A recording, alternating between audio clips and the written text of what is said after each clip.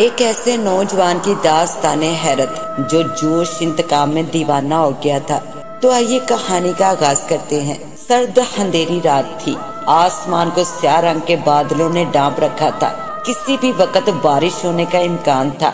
मैं इस पहाड़ी मुकाम पर अंग्रेजों के बनाए हुए इस कदीम किले की दीवारों के साथ चला जा रहा था, और जब भी बिजली चमकती तो थोड़ी देर के लिए पहाड़ी नजर आ जाती। मैं फूंक फूंक कर कदम रखता हुआ आगे बढ़ रहा था। इस कदीम किले के पीछे 200 साल पुराना कब्रिस्तान था, जिसकी कब्रें जमाने की बेरहम वक़्त का शिकार होकर टूट फूट चुकी थी। इस कब्रिस्तान में वो कब्रें भी थी जो कि जंग आजादी में मारे गए थे। ये कब्रिस्तान असेब सदा मशहूर था। इस कब्रिस्तान के बारे में कई रिवायत मशहूर थी, जिनमें एक बहुत मशहूर थी। यहाँ एक ऐसी कब्र है जो कि रात के 2 बजे के बाद चमकना शुरू हो जाती है। जो शख्स इस चमकती कब्र को ढूंढ ले तो इस कब्र का मुर्दा ज़ाहिर होकर इसकी हर एक ख्वाहिश जरूर पूरी करता है। इसके अलावा एक रवायत और भी मशहूर थी। इस कब्रिस्तान में रात के वक्त छन छन की आवाज आना शुरू होती है, यानी रात के वक्त एक औरत इस कब्रिस्तान में घूमती हुई नजर आती है।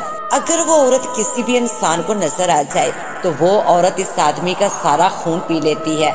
इन रवायत में कितनी सदाकत और सच्चाई थी ये मैं नहीं जानता, मगर एक बात जरूर है कि बहुत से लोगों ने इस कब्रिस्तान में रात गुजारने की कोशिश जरूर की थी, मगर दूसरी सुबह वो मुर्दा हालत में पाए गए थे, और जो जिंदा बच गए थे वो हमेशा हमेशा के लिए पागल हो चुके थे। मैं भी एक इंसान हूँ। अपनी लालच और गरज के तहत आज रात बस कब्रिस्तान में दाखिल हुआ था।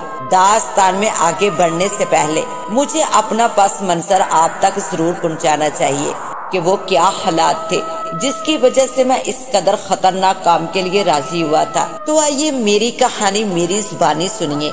ये उन दिनों की बात है जब वतन अजीज को आजाद हुए ज्यादा वक्त नहीं गुजरा था। मेरा ताल्लुक पाकिस्तान के जिस गांव से था, आज वो बहुत ज्यादा तरक्की याफ्ता और खुशहाल हो चुका है।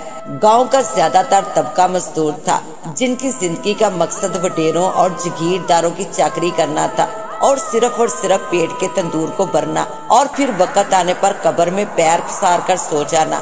मेरे वालिद उमर दीन गांव की मस्जिद के पेश इमाम थे, जिनकी वजह से सारे लोग इनकी इज्जत किया करते थे।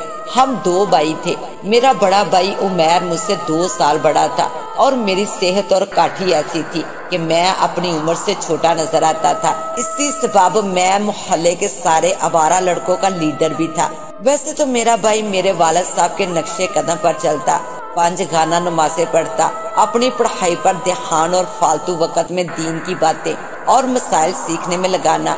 हम दोनों हर चीज में एक दूसरे के उल्ट थे। जिस चीज की चाहत मुझे होती मैं हर सूरत वो चीज हासिल करने की सोचता, बल्कि वो सब्र से काम लेता।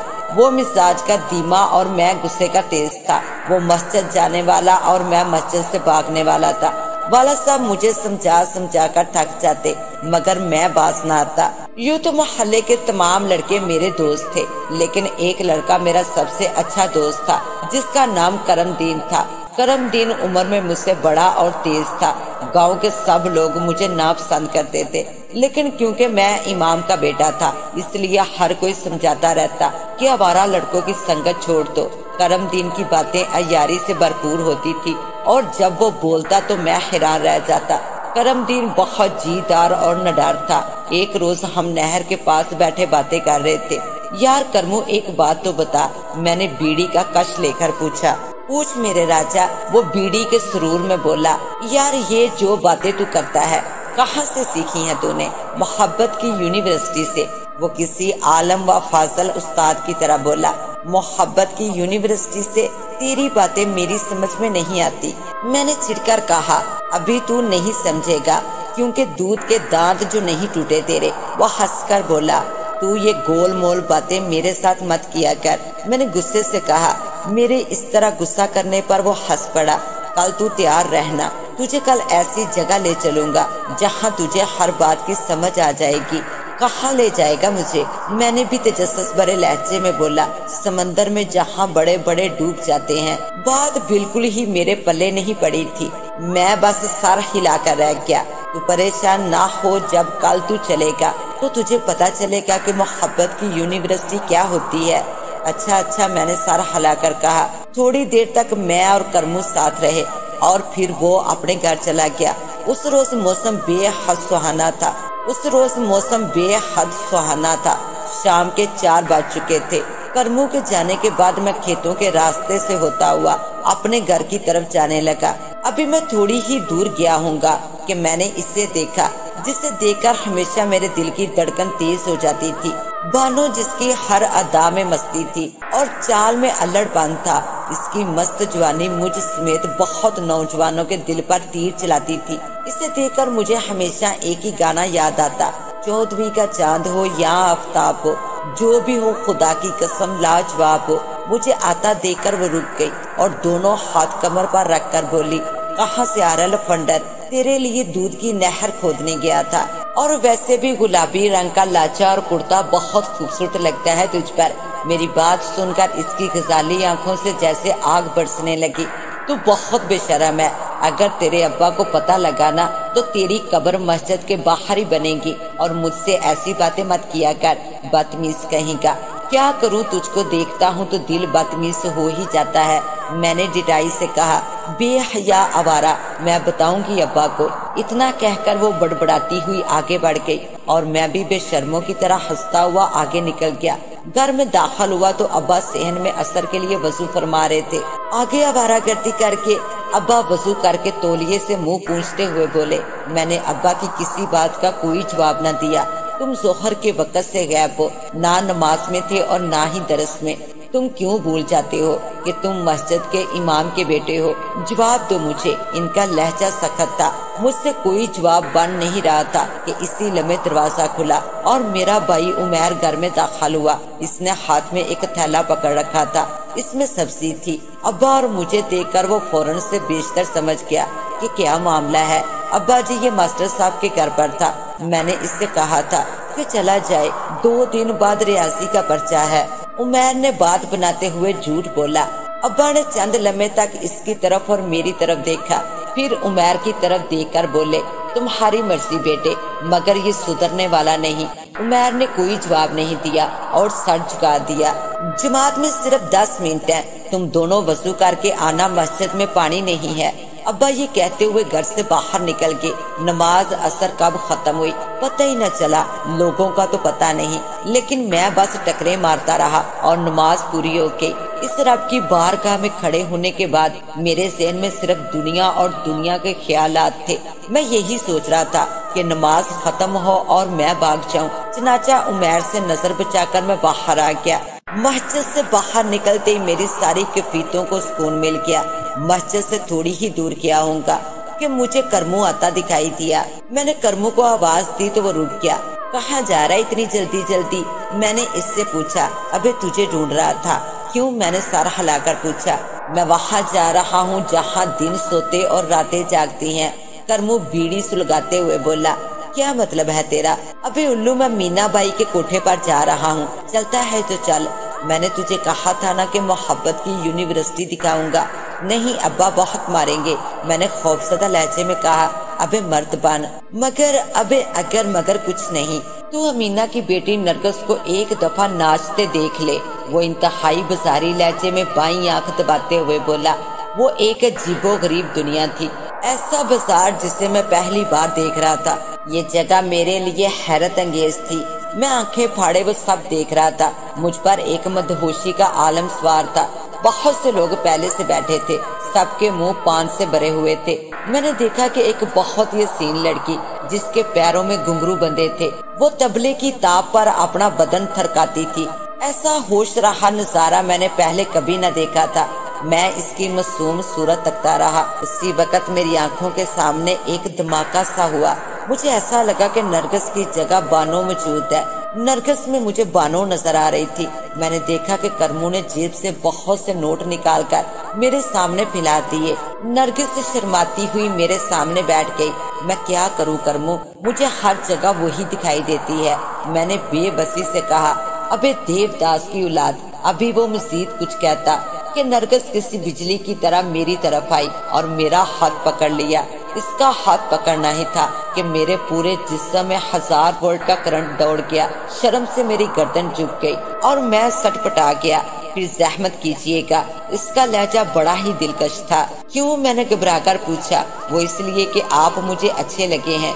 वो मुस्कुराकर बोली, ओए गधे, तू बड़ा खुशनसीब है, क्योंकि आज तक इसने मुझे घास नहीं डाली। करमू चहक कर बोला, कोशिश करूंगा। इतना कहकर करमू के साथ बाहर निकल गया। घर पहुंचा तो रात का अंधेरा हर तरफ फैल चुका था। इस वक्त गांव के चंद घरों में बिजली आई थी, जो कि बड़े घर थे। जैसे ही घर में दीवार कूद कर दाखिल हुआ, उमर, जो कि दलहान में लालटेन की रोशनी में पढ़ाई कर रहा था, चौंक कर उठ बैठा। कौन चोर, इसके लहजे से बुकलाहट साफ जाहिर थी। उमर, मैं हूँ, मैंने सरगोशी में कहा। मेरी आवाज सुनकर जैसे इसकी जान में जान आई। मैं कब तक तुम्हारे लिए अब्बा से झूठ बोलता रहूंगा? उमर की आवाज में नाराजगी थी। मैंने तो नहीं कहा झूठ बोलने के लिए। तुम थे कहाँ? अब्बा तुम्हारा पूछ रहे थे। कहाँ है अब्बा जान? मैंने सरगोशी में पूछा। अब्बा जान तो अभी सोए हैं और 2 दिन बाद तेरा पर्चा है। तुम्हारी तैयारी जरा भी नहीं है। उमर की आवाज में गुस्सा था। तो तेरे पेट में क्यों दर्द है? फिर मैंने होना है, तूने तो नहीं। और ये मेरे सामने बड़े भाई का नाटक मत किया कर, मैंने भी मुंह बनाते हुए कहा। और इसका जवाब सुने बगैर मैं तेजी से कमरे के अंदर चला गया। फजर की नमाज में अब्बा ने झंझोड़ कर जगा दिया था। रात देर तक जागते रहने के सबब मेरी आंख नहीं खुल पा रही थी। उठो, क्या मुर्दों से शर्त बांध कर सोए हो? अब्बा की आवाज में शदीद गुस्सा था। अब्बा, बहुत नींद आ रही है, मैंने गनूदगी में जवाब दिया। उठो बेटे, जिसने फजर के इनामात खो दिए, इसने सब कुछ खो दिया। मेरे आका सल्लल्लाहु अलैहि वसल्लम फजर का खास एहतमाम फरमाते थे। अब्बा ने मुझे दोबारा झंझोड़ते हुए कहा। अच्छा, मैंने मुर्दा से लहजे में कहा और उठ बैठा। मैं जा रहा हूँ, तुम भी पहुँच जाना। देखो, उमर मस्जिद पहुँच चुका है। बाप मस्जिद का पेश इमाम है और बेटा अब्बा बेबसी से सर हिलाते हुए घर से बाहर निकल गए। अब्बा के जाने के बाद मैंने चारपाई से उठने की कोशिश की, लेकिन नींद का गालबा बहुत ज्यादा था। लेकिन अब्बा का खौफ था। मुझे पता था नमाज छूट गई तो मार पड़ेगी। रात इशा भी नहीं पड़ी थी और मगरब भी नहीं पड़ी थी। चनाचा मैं चारपाई से उठ खड़ा हुआ। अचानक मुझे ऐसा लगा जैसे किसी ने मुझे आवाज दी हो। मैंने चौंक कर इधर उधर देखा तो आवाज देने वाला कोई न था। आवाज फिर सुनाई दी, अबे कहाँ जा रहा है? नमाज पढ़ने। मैंने खुद कलामी की, सो जा, इतनी अच्छी नींद बाद में नहीं मिलेगी। आवाज फिर मेरे कानों से टकराई, मगर नमाज नींद से बेहतर है। मैंने खुद कलामी की, तू ठीक कह रहा है, नमाज के लिए कपड़े पाक होना शर्त है, तेरे कपड़े नापाक हैं। वो आवाज सुनकर मैं सोच में पड़ गया। वाकई मेरे कपड़े तो ठीक नहीं थे। लेकिन अब्बा, मैंने फिर कमरे के दरवाजे की जानब कदम बढ़ाए। तू जाएगा, कपड़े बदलेगा, नमाज तो हो जाएगी। तू सो जा, बाद में कज़ा पढ़ लेना, कोई फर्क नहीं पड़ता। मेरे अंदर की आवाज यानी मेरा नफ्स सलसल मुझे नमाज से रोक रहा था। बिलाखिर वो कामयाब हो गया। ऐसी कोई अचंभे की बात भी ना थी कि नफ्स कामयाब ना होता। मैं इस वक्त नमाज पढ़ लेता तो नमाज छोड़ने के गुनाह से बच जाता। नफ्स ने तो बड़े बड़ों को गुनाहगार और मरदूद बना दिया है। शैतान से लेकर फिरौन तक, फिरौन से लेकर अबू जहल तक हर जालिम इस नफ्स का शिकार हुआ। मैं इस वक्त नमाज छोड़कर दोबारा ख्वाब खरगोश में खो गया। और फिर अब्बा की वो मार मैं नहीं भूला जो नमाज छोड़ने पर पड़ी थी। फिर इस पटाई के बाद शायद पहली बार मेरे दिल में अब्बा के लिए कुछ नफरत का एहसास पैदा हुआ। मुझे ऐसा लगा कि अब्बा उमर से ज्यादा प्यार करते हैं और मुझसे नहीं। अब मैं अब्बा को तपाने के लिए जान कर भी नमाज छोड़ देता, आवारागर्दी करता। करमू के साथ 1-2 बार इस महजबीन के दर्शन किए थे। अब्बा मेरे लिए परेशान रहने लगे थे। अब्बा नमाज की तकीद करते और कॉलेज की पढ़ाई को कहते तो मैं डटाई से मना कर देता। वो दिन मुझे अच्छी तरह याद है जब मैं गांव से निकल गया, जब मेरी वजह से अब्बा पर दिल का दौरा पड़ा था। वो शाम का वक्त था, मौसम बड़ा ही सुहाना था। नमाज 4:30 बजे खड़ी हो जाया करती थी। इस वक्त 5 बजे का वक्त था। मैं खेतों वाले रास्ते से होता हुआ पुराने कुएं की तरफ जा रहा था, जहां अक्सर करमू से मेरी मुलाकात रहा करती थी। जब मैं उस जगह पहुंचा जहां परिंदों को डराने के लिए पुतला खड़ा किया जाता, ये तो अचानक मेरे कानों ने हंसी की आवाज सुनी तो मैं चौंक उठा। ये हंसी मैं लाखों में एक पहचान सकता था। वो बानों की आवाज थी। हंसी की आवाज इस पुतले के अकब से आ रही थी। मैं तेजी से इस आवाज के ताक़ा में पहुंचा तो नजारा देखकर मेरी आंखें हैरत से फटी की फटी रह गई। गम और गुस्से की शिद्दत के सबब मेरा चेहरा सुर्ख हो गया। बानो एक लड़के की गोद में सर रखे डटाई से हंस रही थी। वो लड़का कोई और नहीं बल्कि मेरा भाई उमैर था, जो अब्बा के सामने बहुत शरीफ और पारसा बनता था। इसने आज मेरी मोहब्बत पर डाका डाला था। उमैर, मैं चिल्लाया। वो दोनों चौंक सीधे हो गए। एक ही पल में दोनों की आंखों से खौफ जाहिर होने लगा। मैं सख्ते सी कैफियत में इन दोनों को देख रहा था। अब्बा को मत बताना, उमैर हकलाया और मैं उमैर को इंतहाई खतरनाक किस्म की गाली देते हुए इसकी जानिब बढ़ा। वो तुम्हारी भी माँ है जिसे तुम गाली दे रहे हो। उमैर भी गुस्से में आकर बोला, कमीने कुत्ते, भाई की मोहब्बत पर डाका डालकर मुझे सबक पढ़ा रहा है। मैं तुमसे नफरत करती हूँ। उमैर की बजाय बानो दांत पीसते हुए बोली। इसकी आंखें लाल हो रही थी। इतना सुनना था कि मुझे ऐसा लगा कि मेरी सारी दुनिया अंधेरी हो गई हो। जो लोग मोहब्बत में चोट खाते हो वो अच्छी तरह जानते हैं कि ये दुख कितना बड़ा है। मेरी आंखों से आंसू जारी हो गए। मुझे यकीन नहीं आ रहा था कि ऐसा भी हो सकता है कि कुछ लम्हे बाद वो फिर बोली, किसी आवारा और लफंडर से शादी करने की बजाय खुदकशी करना ज्यादा बेहतर है। मैं वैसे भी उमैर से प्यार करती हूँ। इतना कहकर इसने उमैर का हाथ थाम लिया। इसकी आंखों में मेरे लिए नफरत थी। मेरे दिल की दुनिया में लर्जा की कैफियत आ रही थी। उसी वक्त मैंने आंसू पूंछे और सख्त लहजे में बोला, नफरत ही सही, मगर तुम्हारे आशिक को जान से मार दूंगा। फिर तो तुम मुझसे प्यार करोगी ना। मेरे लहजे में सफाकी थी। इतना कहकर मैंने उमैर पर हमला कर दिया। उमैर शायद इसके लिए तैयार न था। चंद ही मिनटों में उमैर बेबस होकर गिर पड़ा। वो बेहोश हो चुका था। इसका चेहरा जगह जगह से जख्मी हो चुका था और कपड़े फट चुके थे। मैं भी थक चुका था। मैंने पलटकर देखा तो बानो वहाँ न थी। शायद वो मौका जानकर खिसक चुकी थी। मैं नहीं जानता था कि बानो मेरे लिए कितनी बड़ी मुसीबत खड़ी कर चुकी थी। मेरी सांस थोड़ी बहाल हुई तो मैंने देखा कि उमैर अब भी बेहोश है। गुस्से और नफरत में मैं ये भूल चुका था कि उमैर मेरा भाई है। मैं खेतों में इधर उधर कोई ऐसी चीज ढूंढने लगा जिससे मैं इसका काम तमाम कर सकूं, मगर मुझे ऐसी कोई चीज न मिली। उसी वक्त मुझे करहाने की आवाज सुनाई दी तो मैंने देखा कि उमैर होश में आ रहा था। मेरी शैतानी हिस्स दोबारा जाग गई। मैंने सफाक नजरों से इसकी तरफ देखा और इस पर सवार हो गया। इसके सीने पर बैठकर इसका गला घोंटने लगा। उस वक्त मेरा खून सफेद हो चुका था। उमैर मचलने लगा, हाथ पैर मारने लगा। वो बुरी तरह से एड़ियां रगड़ रहा था कि उसी वक्त मुझे ऐसा लगा कि मेरे सर पर किसी ने वार किया है। हजारों सूरज मेरी आंखों के सामने तलू होकर गरूब हो के। वार इंतहाई शदीद था। मैंने पलटकर देखा लेकिन दूसरा वार मुझे जमीन पर ले आया। फिर मुझे कुछ होश न रहा। होश आया तो मेरा पूरा जिस्म रस्सियों में जकड़ा हुआ था। मेरे सर में शदीद किस्म का दर्द हो रहा था। मैं जिस जगह पड़ा हुआ था वो चबूतरा था, जो कि एक बहुत बड़े पीपल के पेड़ के नीचे था। सख्त रेत और बजरी की मदद से पीपल के इर्द गिर्द एक चबूतरा सा कैंप कर दिया गया था। दिन की रोशनी हर तरफ फैल चुकी थी। इसका मतलब कि मैं पूरी रात बेहोश रहा था। इस चबूतरे में गांव की पंचायत लगा करती थी। इस पेड़ के आसपास बहुत से लोग जमा थे और कुर्सियों पर पंचायत के बुजुर्ग लोग जमा थे। कुर्सियां इस पेड़ के साए में लगी थी। अलगर्ज गांव की इस मुख्तसर सी अदालत में मेरा फैसला होना था। काफी देर तक बंधे रहने से मेरे जिस्म में दर्द सा होने लगा था। मैं महसूस कर रहा था कि वहाँ हर बैठा हुआ, हर खड़ा, हर शख्स मुझे नफरत भरी निगाहों से देख रहा था। हैरत की बात ये थी कि मुझे अब्बा कहीं नहीं दिखाई दे रहे थे। अचानक कुर्सी पर बैठा एक शख्स उठा और एक नफरत भरी नजर मेरी तरफ डाली और फिर हाजरीन महफिल से मुखातब हुआ।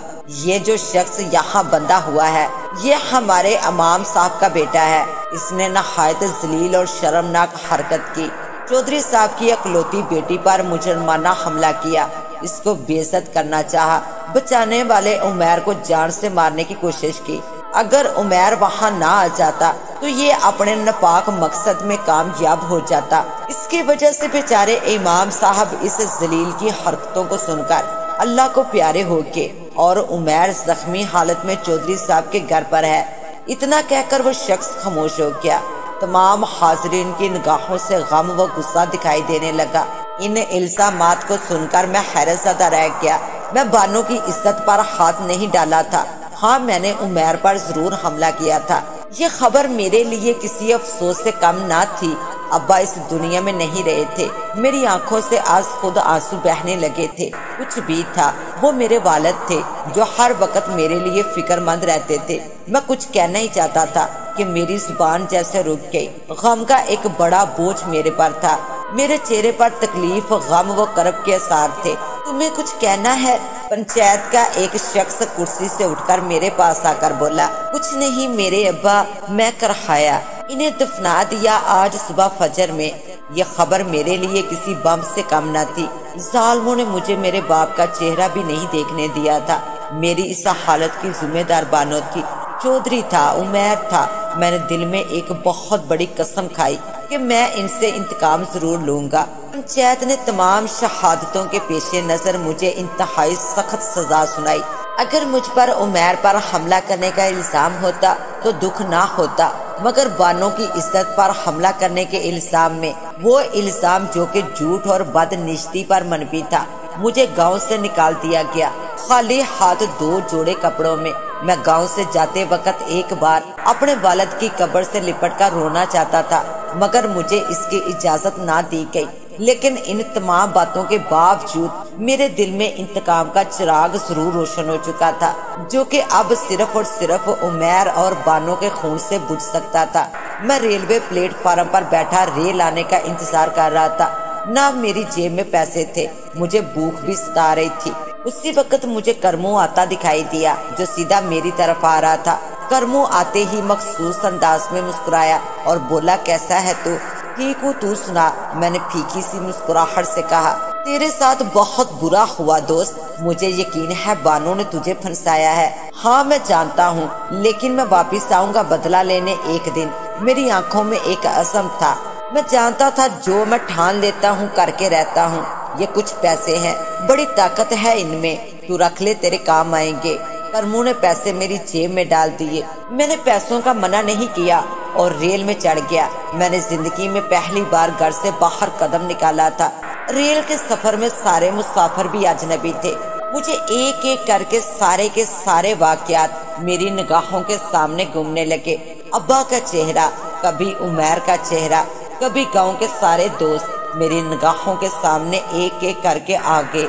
बानो का चेहरा जब भी मेरे सामने आता, गुस्से से मेरी मुठियां पींच जाती। मैं रेल में बैठा रहा, सफर होता रहा।